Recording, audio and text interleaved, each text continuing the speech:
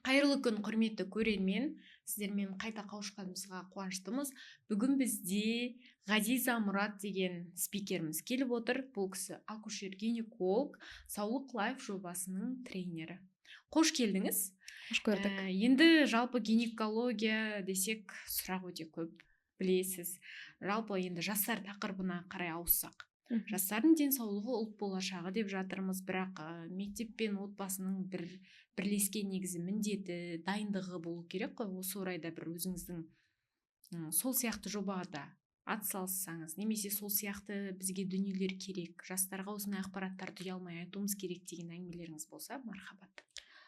Әрине бізде өкінішке қарай біздің қоғамда бұндай тақырыпты ашық айту әлі де ұят, әлі де табу. Бірақ жалпы қазіргі заманауи дәрігерлер болсын, қоғамда осыны бастап жатқан жобалар өте көп. Құлақ асатын адамға әртүрлі ақпарат жеткілікті бар, иә. Бірақ та біз бұндай жобаларды жасағанымызбен, егер оны қабылдайтын қоғам болмаса, өкінішке қарай оның ешқандай нәтижесін бере бермейді.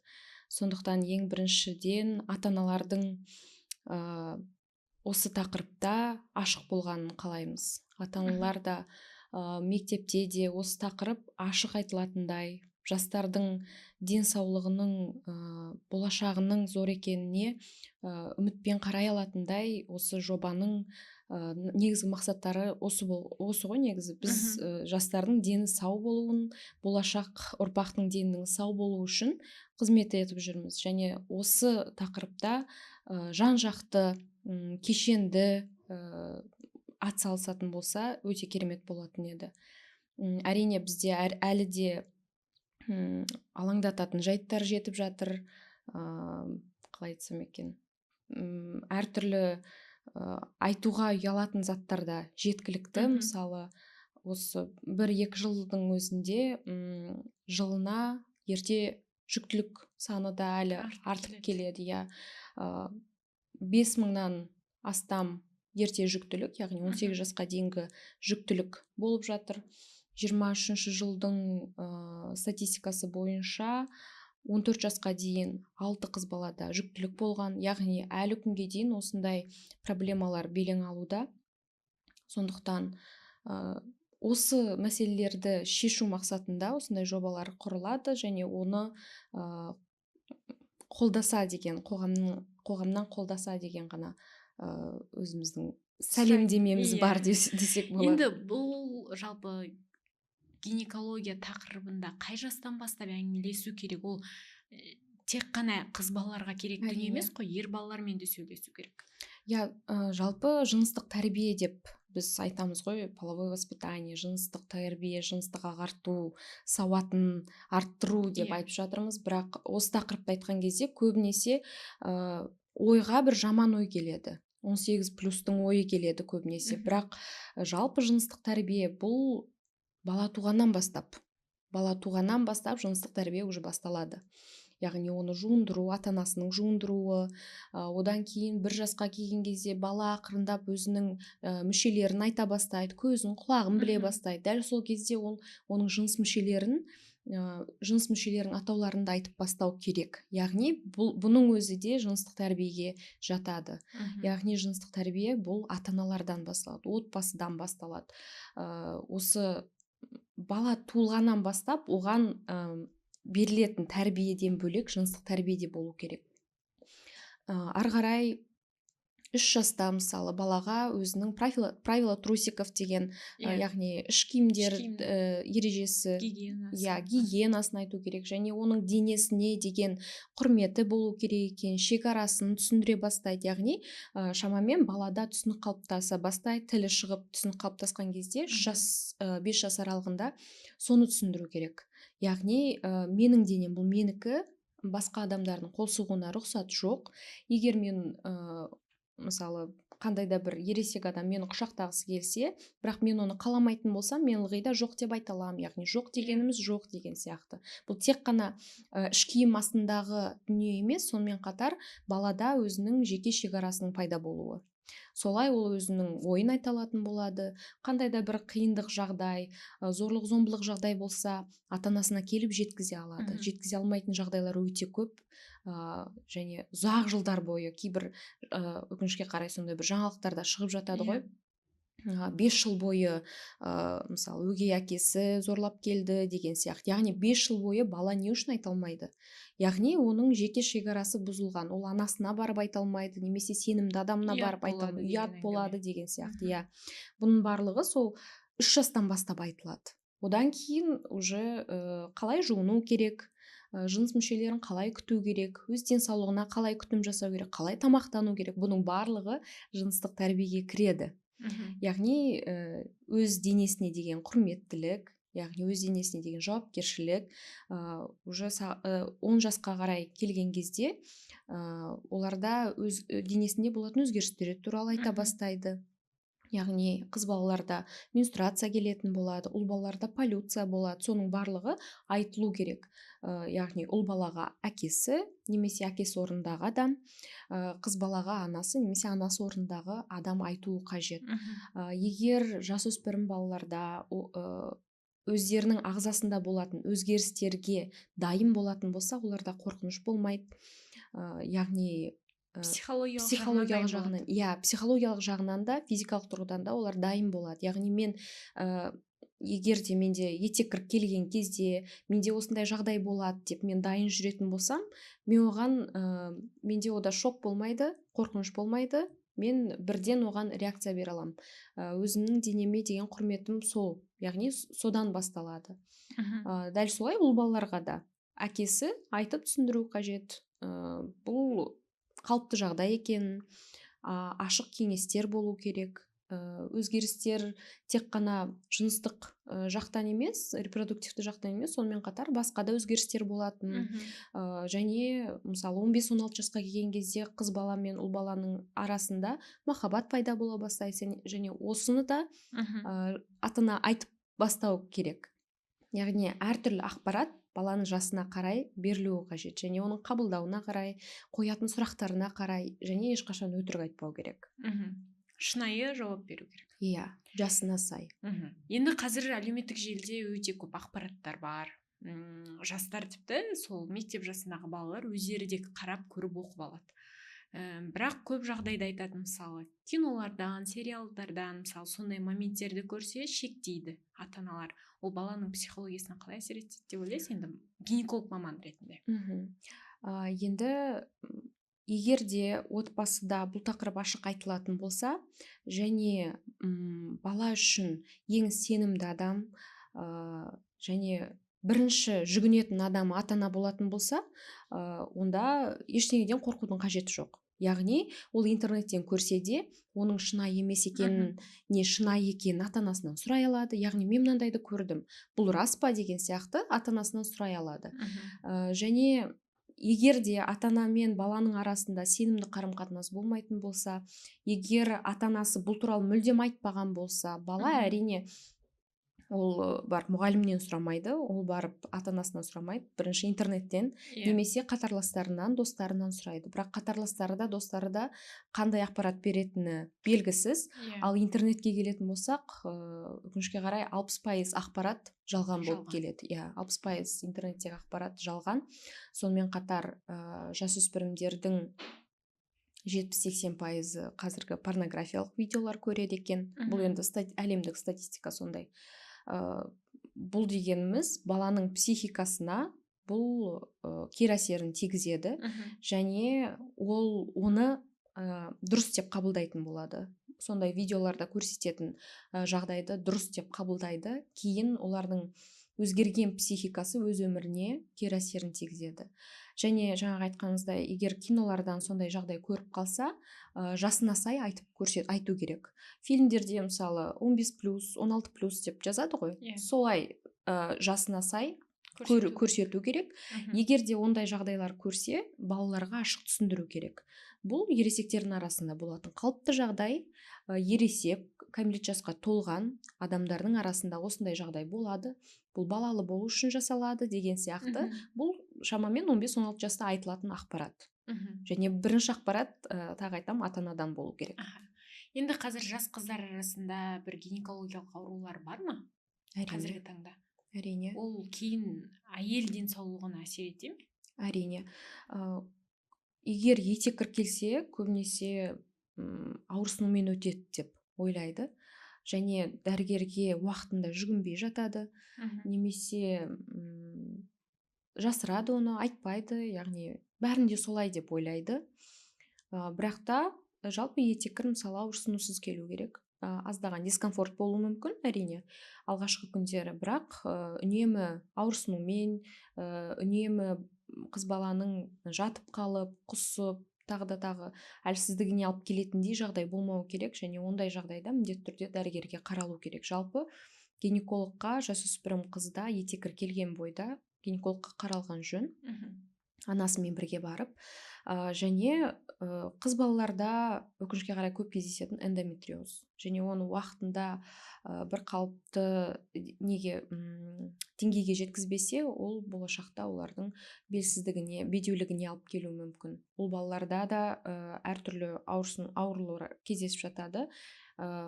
Бізде қыз балаларға қарағанда ұл балаларда серіктес саны көп, яғни жыныстық серіктес көбірек болады. Және ол әрине әртүрлі инфекциялардың жұғуына алып келеді. Сондықтан жасөспірім шақта біз ондай ақпаратты да айтуымыз керек. Өйткені Қазақстанда жыныстық қатынастың басталу жасы 16,5 жас, және жасөспірімдер кейде жыныстық қатынаспен инфекцияны, ауруларды немесе жүктіліктің өзін байланыстырмайды екен. Яғни жүктілік болып қалады деген қорқыныш та жоқ екен. Сондықтан біз бұл факты жоққа шығара алмаймыз. Яғни жыныстық қатынасқа түседі екен, иә, бірақ оның қауіпсіз болғанына мән беруіміз керек. Яғни қорғану әдістерін түсіндіруіміз керек. Қорғану әдістері болмаса қандай жағдай болады? Бұл әрине әртүрлі инфекциялар, жыныстық жолмен берілетін инфекциялар. ВИЧ оның ішіне де кіреді, иә. Қазақстан осы ТМД елдерінің ішінде жастар арасындағы ВИЧ-қа шалдыққандардың арасында бірінші орында, СНГ елдерінің арасында. Сондықтан бұл да өте үлкен проблема біздің еліміз үшін, қоғам үшін. Сондықтан бұны да айтуымыз керек. Және әрине ВИЧ-қа шалдыққаннан кейін бұл өмір бақи болатын вирус екенін, жыныстық жолмен берілетін инфекциялардың, олардың болашақта жүкті бола алмай қалуына себеп болатын барлығын түсіндіріп айтуымыз керек. Көп жағдайда жаңағы айтқан эндометриоз, негізі қыз балаларда жүкті бола алмай, уже ересек жасқа келген кезде, жүкті бола алмай жатқан кезде ғана мән беріп айтып жатады. Менде етеккір келгеннен бастап ауырады, келгеннен бері осылай деп. Яғни егер де жыныстық қатынасқа түспесем, мен гинекологқа баруымның қажеті жоқ деген ойлайды, иә. Бірақ олай емес. Сондықтан міндетті түрде дәрігерге қаралу керек. Профилактикалық бұл сол етеккір келгеннен бастап барлық әйелдерге, қыз балаларға жылына бір рет профилактикалық, ештеңе беспокоить етпесе де, еш жері ауырмаса да, жылына бір рет қаралып тұру керек. Бұл енді қалыпты жағдай болып, халықтың ойына соны түсіну керек. Иә, енді сау болсам дәрігердің алдына барудың қажеті жоқ деп ойлайтындарға ғой. Иә, сонымен қатар қыз балаларда кисталар да кездесіп жатады, мысалы. Ол киста жарылғаннан кейін операция столына келіп жатады. Оның барлығы сол уақытылы дәрігерге қаралмағаннан. Яғни ауырмаса ештеңеге қаралудың қажеті жоқ, немесе тіпті ауырған күннің өзінде бәрінде солай болады деп оған бей-жай қарау. Енді жалпы бедеулік тақырыбын қозғайықшы. Бедеулікке жалпы жастайынан бір белгілі бір әсерлердің кесірінен де бола ма? Енді ол тұқым қуалайды, жарайды, ол басқа әңгімелер ғой, бірақ сонда да қарапайым нәрселерден бір бедеулікке алып келетін салдар бар ма? Бедеуліктің қазір енді әртүрлі себептен болады. Бедеулік бір себептен ғана болады деп айта алмаймыз. Әртүрлі себебі бар. Инфекциядан болуы мүмкін. Инфекциялар ары қарай мына шараларға жатырдың түтіктерінде өте сезімтал болады, жатыр түтіктері инфекцияларға. Жатыр түтіктері егер қабынған жағдайда бұл бедеулікке алып келеді, яғни ұрықтану процесі болмайды. Сперматозоид яйцеклетка аналық жасушамен қосылмайды, немесе қосылған күннің өзінде де ол жатырлық жүктілік, жатырдан тыс жүктілік немесе түтіктік жүктілік дейді, трубная беременность, внематочная беременность деп орысша айтады. Солай әйелдер көп түсінеді ғой. Сондай жағдайлар болып жатады. Ол әрине жатырлық жүктілікке мүмкіндік бермейді. Көп жағдайда сондай, яғни түтіктерін алып тастайды әйелдердің, и бұл әрине экоға алып келеді. Гормоналдық бұзылыстардан көп жағдайда келіп жатады. Сонымен қатар қазір жиілеп келе жатыр ерте истощение яичника дейді, яғни ранний климакс деп айтады.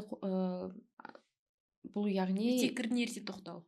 Иә, дәл айттыңыз. Яғни бізде әйел ағзасында аналық жасушалардың азаюы, фолликулардың азаюы, бұл да бірден етеккірім жоқ болып кетті. 35 мысалы сондай жастағы әйелдер етеккірім жоқ болып кетті, немесе скудно аз болып келіп жатыр деген сияқты сондай келеді. Яғни бұл да бірден бір себеп жүктіліктің болуына өз кедергісін тигізеді. Енді айтады ғой, ерте босану да жаман, кеш босану да жаман. Идеальный, негізі оптимальный жас 35 жасқа дейін. Яғни 35 жасқа дейін мүмкіндігінше 21 мен 35 самый такой ең тиімді жас деп айтуға болады. Өйткені 35 жастан кейін жүктіліктің болуы да қиындайды, және жүктілік болған кезде де әртүрлі хромосомалық аурулардың жағдайы 50%-ға дейін артады екен. Сондықтан барынша енді қазір әйелдердің құқығы қорғалған заманда мен кейін босанам, 40-қа келіп босанам, жағдайым жасап босанам деп солай ойлап жүреді. Әрине әрбір адамның өзінің еркінде, бірақ біз физиологияға қарсы келе алмаймыз. Сондықтан барынша әрине 35 жасқа дейін босанған жөн. Ал енді жастар арасында жаңа етеккір енді алғаш келіп жатқанда, немесе енді жастар демей ақ қояйық, 20-25 жастағы қыздар арасында да етеккір келгенде түрлі жаңа дәрі-дәрмектер шығып жатыр қазір. Қарапайым ол дәріханадан алатын дәрі де болуы мүмкін. Жаңағы ауырсынуын басатын. Оны мысалы етеккір келгенде күніне мысалы 5-6 таблеткадан да ішуі мүмкін. Бұл негізі қате ғой. Осыны да жеткізейікші. Етеккір ауырсынуының себептері бар. Және ол себебіне қарай жаңағындай, егерде қандай да бір органикалық ауру болатын болса, сол аурудың алдын алу керек, яғни оны емдеу қажет. Ол гормондармен емделуі мүмкін, тағы да басқа препараттармен емделуі мүмкін. Ал енді истинная дисменорея дейді, яғни шынайы ауырсыну болатын әйелдер, қыздар болады. Ондай жағдайда ауырсынуды басатын дәрілер шынымен де ішіледі, бірақ олардың өзінің ішу режимі бар. Ол келген күннен бастап 5-6 таблетка ішу емес, ауырған кезде ғана ішу емес, оны алдын алу мақсатында бірнеше күн бұрын басталып ішіледі. Яғни ол дәрігердің міндетті түрде қарауынан кейін, нұсқауынан кейін ғана тағайындалатын дәрі-дәрмектер. Яғни бұл ауырсынуды басу мақсатында ғана емес, сонымен қатар осы қабынуды алдын алу үшін және жалпы әйел адамның жағдайын жақсарту үшін емдік мақсатта жасалады. Тек қана ауырсынуды басу, симптомды басу емес. Сондықтан міндетті түрде дәрігерге бірінші қаралу керек. Ауырсынатын болса, бірінші гинекологқа барыңыз. Егерде ешқандай физиология жағынан, анатомия жағынан ешқандай ауру жоқ болатын болса, дәрігер міндетті түрде әртүрлі тексерістен кейін, анализдерден кейін өзі ем-шара тағайындайды. Сондықтан өздігінен барып таблетканы алып іше берудің мүлдем қажеті жоқ. Енді жалпы осы жасөспірім кезден бастап беттегі проблемалар шығады. Оны кейбіреу айтады гинекологиялық жағынан, кейбіреу айтады тамақтан, біреу айтады жоқ бет терісінен деп. Осы кезде енді косметологқа барғанда ұсынып жатады екен, естуім бойынша. Гормонал, яғни гормонға толы дәрілер. Қыз балаларда шамамен етеккір келгеннен бастап 2,5-3 жыл ішінде жалпы өзгерістер қалпына келу керек екен. Яғни қыз балада етеккір келгеннен бастап бірден ол ретті болып келмейді, ай сайын қалыпты болып келмейді, яғни ол 2 айда бір келуі мүмкін. Өзінің орнына жеткенше өзгерістер болып тұрады, иә. Жалпы өзгерістерге 3 жыл уақыт беріледі екен. Және осы беттегі өзгерістер, акне пайда болуы, бұл да осы жыныстық жетілу барысында болатын қалыпты жағдай, және оның да кетуіне шамамен 3 жыл уақыт керек. 3 жылдан кейін кетпейтін болса, яғни бұл шынайы акне болуы мүмкін, және ол ары қарай дерматокосметологтың тағайындауымен емделеді. Және кей жағдайда әрине біз көп тағайындаймыз. Кейде дерматологтар гинекологтарға жіберіп жатады, өйткені акнемен бірінші олар гинекологқа келмейді. Бірінші олар косметологқа барады, одан кейін косметолог, жақсы косметолог болса дерматологқа жібереді, одан кейін барып қана гинекологқа келіп жатады. Кей жағдайда шынайы акне болған жағдайда кок препараттары, яғни противозачаточный ғой, бәріміз білетін, сондай таблеткалар тағайындалады. Бұл әрине егерде қыз балада етеккірден кейін 3 жыл ішінде 3 жылдан кейін өтіп кетпесе, өз қалпына келмесе, сондай тағайындалып жатады. Ол әрине бір кок ішкеннен кетіп қалмайды, өйткені шынайы акне деп отырғанымыз бұл негізі неден пайда болады дейді. Бұл өйткені ер адамның гормондары әйел адам ағзасында да болады, сол біздің беттегі рецепторларға байланысты. Кейбір әйелдерде, кейбір қыздарда осы рецепторлар өте қабылдағыш болады екен. Яғни егерде қалыпты акнесі жоқ адамдарда олардың рецепторы, мысалы, бір рецепторға бір тестостерон қажет болса, оларға біреуіне 5 қажет деген сияқты. Сол себепті де бұл енді индивидуально сондай. Кейбір қыз балаларда сондай болады. Және оны уақытша басып отыруға болады. Әртүрлі препараттар тағайындалады, ішке қабылданатын, сырттан қолданатын. Бұл әрине дерматологтың кеңесімен, және кей жағдайда гинекологпен бірге кешенді түрде тағайындалады. Сосын етеккір келген кезде жалпы қыздарда тәттіге құмарлық пайда болады. Одан бөлек әлеуметтік желіден көресіз ғой, неше түрлі жаттығулар деп жатады. Мынандай жаттығу жасаңыз, немесе былай істеңіз, су көп ішіңіз, ыстық шай ішіңіз деген ақпараттар өте көп болады. Енді оны істейтіндер әрине аз деп ойлаймын, бірақ сол қаншалықты дұрыс? Негізі етеккір кезінде қыз балада әрине ауыр физикалық жаттығулар жасаудың қажеті жоқ, бірақ кәдімгі күнделікті жаттығулар істеуге болады. Тіпті бұл жақсы көмектеседі.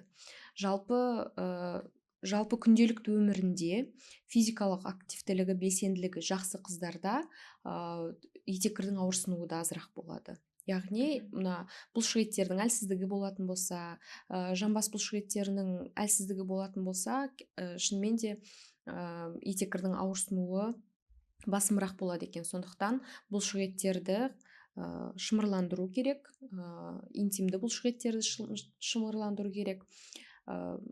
Тазовый дноның бұлшық еттеріне көбірек мән беру керек. Бұл жалпы қыз балаларда белсенді болу керек дегенді білдіреді. Және жалпы біз бір цикл бойы әртүрлі кезеңдерден өтеміз. Қыз балалар бұл енді қалыпты жағдай. Егерде етеккір алдында біз ашуланшақ болсақ, бетімізде әртүрлі безеулердің пайда болғаны, бұл да әрине қалыпты жағдай, ол гормондардың әсерінен болатын жағдай. Ашуланшақ боламыз, тәттіге құмарлығымыз артады, ащыға құмарлығымыз артады. Және етеккір келген кезде аздап жеңілдей бастаймыз. Етеккір біткеннен кейін біздің көңіл күйіміз керемет бола бастайды. Қалыпты өмірге айналамыз, бізде энтузиазмымыз асып тұрады. Овуляция кезінде тіптен керемет болады. Овуляция аяқталғаннан кейін екінші фаза бізде лютеинді фаза. Бұл кезеңде бізде қайтадан көңіл күйіміз түсе бастайды, ашуланшақ боламыз. Солай бізде үнемі өзгеріп отырады. және оған ештеңе әсер етпейді, оған ештеңе істеудің де қажеті жоқ. Бұл әйел адамның қалыпты өмірі, және барынша мысалы барынша етеккірдің ауырсынуын азайту үшін, жалпы репродуктивті денсаулығымыздың мықты болу үшін бұл жақсы өмір сүру. Жақсы өмір дегеніміз дұрыс тамақтану, дұрыс ұйықтау, өмірдегі стрессті азайту. Бұл өте маңызды, өйткені бізде жасөспірім қыздар әсіресе түнімен ұйықтамайды, түнгі сағат 2-3-те ұйықтайды. Түнгі ұйқы өте маңызды, өйткені бізде түнгі уақытта стрессті төмендететін гормон бөлініп отырады. Ал егер де біз үнемі сергек жүретін болсақ, түнгі уақытта, сол гормон бөлінетін уақытта сергек жүретін болсақ, бізде керісінше стресс гормоны көбейе береді. Біз ұйықтамай ғана стресс алып жүре береміз.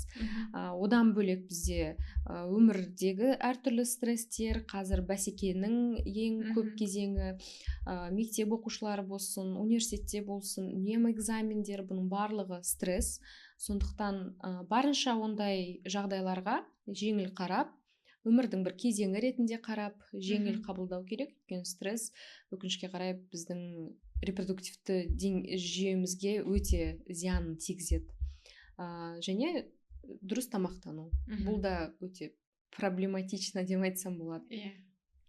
Және белсенділікті де жоғалтпау керек. Спортпен айналысу қажет. Бұл да өте маңызды. Енді Ғазиза ханым, сізге көп рахмет. Бүгінгі сұхбат пайдалы болды деген ойдамын. Құрметті көрермен, енді бізде баланы жастайынан жыныстық сауаттылыққа тәрбиелеу керек деген түсінік пайда болды. Бүгіннен бастап сізде бұл пікірді қолдайды деген ойдамыз. Сондықтан егер сіз жас отбасы болсаңыз, балаңызға ұялмай жыныстық сауаттылық туралы жалпы ақырындап бүгінгі Ғазиза ханым айтқандай кеңестерді ұстаныңыз. Күндеріңіз сәтті өтсін. Келесі кездескенше аман болыңыздар. Сау болыңыздар.